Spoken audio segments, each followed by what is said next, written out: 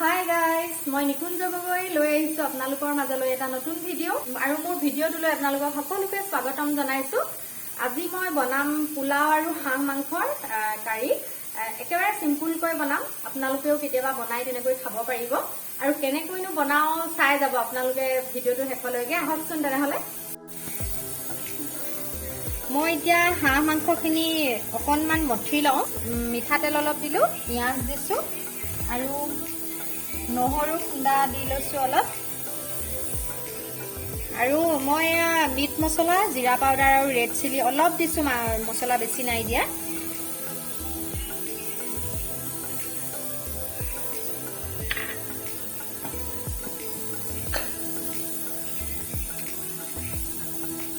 এয়া দিছো নিমখ,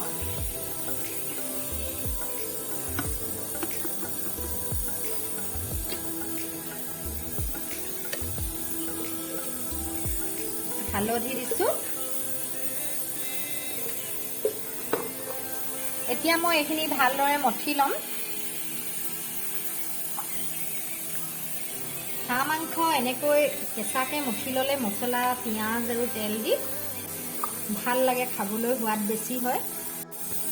এয়া লৈছো মই বাসমতি ৰাইচ 3 কাপ তিয়াই থৈছিলো। এতিয়া শুকান জৰজৰীয়া হলগে, আৰু জৰজৰীয়া হলে চাউলটো এটা এটা হৈ থাকে, খাবলৈ ভাল হয়।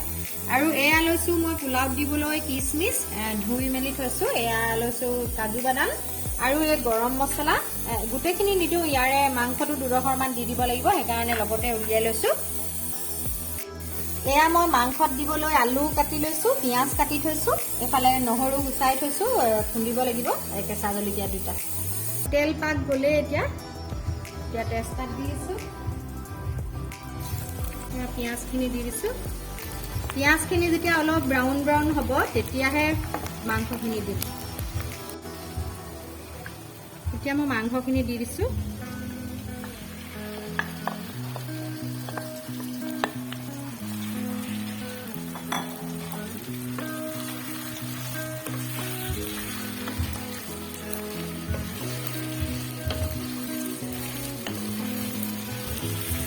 ইয়াত মই নিমখ, হালধি, মছলা মই যেতিয়া মঠি থৈছিলো তেতিয়াই দিয়াই আছে, সেইকাৰণে এতিয়া একো নাই দিয়া। এতিয়া খালি মই কাশ্মীৰ ৰেড চিলি অলপ ঢালি দিছো, কালাৰটোৰ কাৰণে দিছো।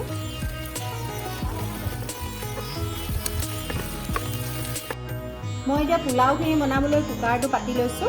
কুকাৰত বনালে ভাল হয়। মই ৰিফাইন দি লৈছো।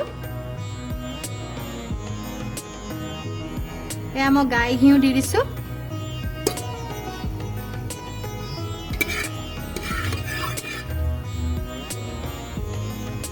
মই তেজপাত দি দিছো, দালচেনি, ইলাচি দি দিছো। এয়া মই পিঁয়াজ দি দিছো।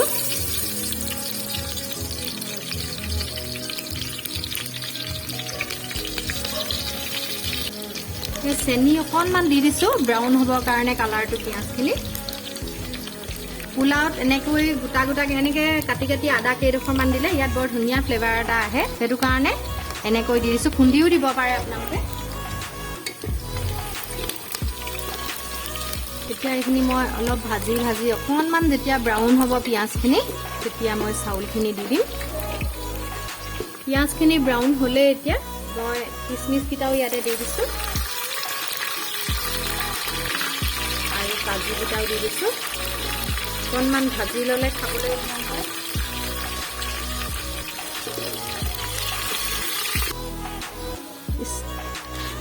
এতিয়া মই চাউলখিনি দি দিছো।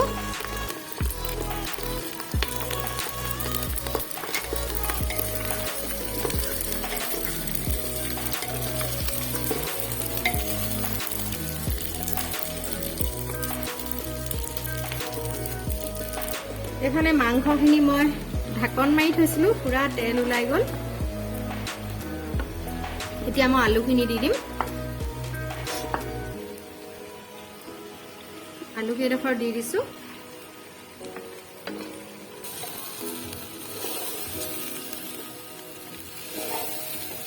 এইখিনি এনেকে ভাজি ভাজি যেতিয়া অকণমান আঠা নিচিনা হ'ব তেতিয়া পানী দি দিম, গৰম পানী। এতিয়া ইয়াত মই গৰম পানী দি দিম। চাউলখিনি তিওৱা আছিলে যে সেইটো কাৰণে মই বহুত পানীও নিদিওঁ।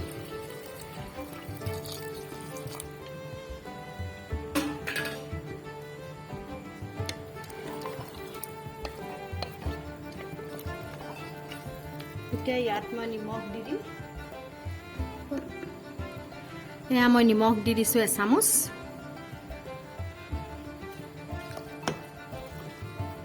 এতিয়া মই 1 চিটি মাৰি দিম। এয়া এতিয়া মই আদা নহৰু খুন্দা দি দিছোঁ অলপ।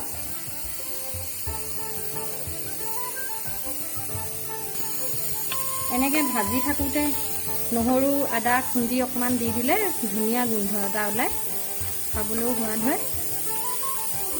মঠুতে দিছোঁৱে অলপ।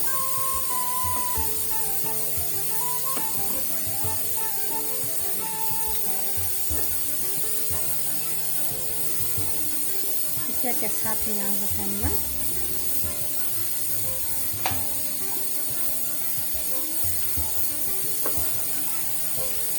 কেঁচা পিঁয়াজৰ গোন্ধটো ধুনীয়া হয় এনেকৈ ভাজি থাকোঁতে দি দিলে।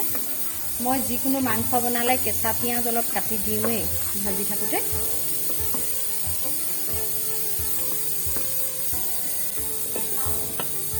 ঢাকন মাৰি দিছোঁ, অকণমান সিজক, তাৰপিছতে মই পানী দি দিম।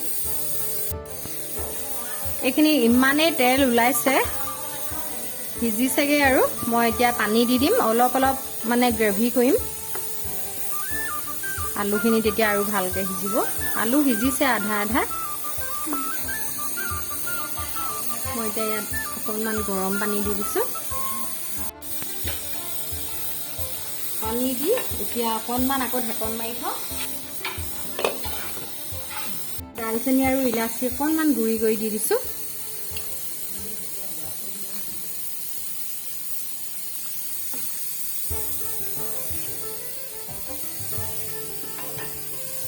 এতিয়া এইখিনি ঢাকন মাৰি থ'ম, সিজি থাকক। চাউলখিনি ধুনীয়া এটা এটাকৈ হ'ল। এইখিনি ধুনীয়া জৰজৰীয়া হ'ল। চাউলখিনি তিয়াই নথলোঁ যে বেছি দেৰি, সেইকাৰণে। আদা দিয়াৰ কাৰণে ধুনীয়া এটা গোন্ধ ওলাইছে।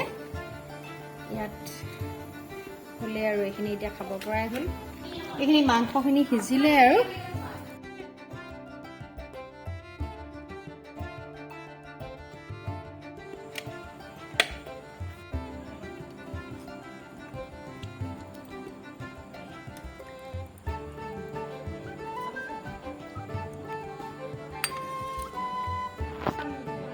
এয়া আমাৰ হাঁহৰ মাংস আৰু পোলাও ৰেডি হৈ গ'ল।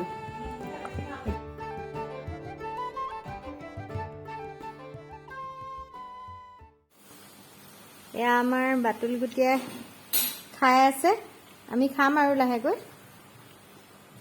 আজি মোৰ হাঁহ মাংস আৰু পোলাও ৰেচিপিটো কেনেকুৱা পালে কমেণ্টত জনাব।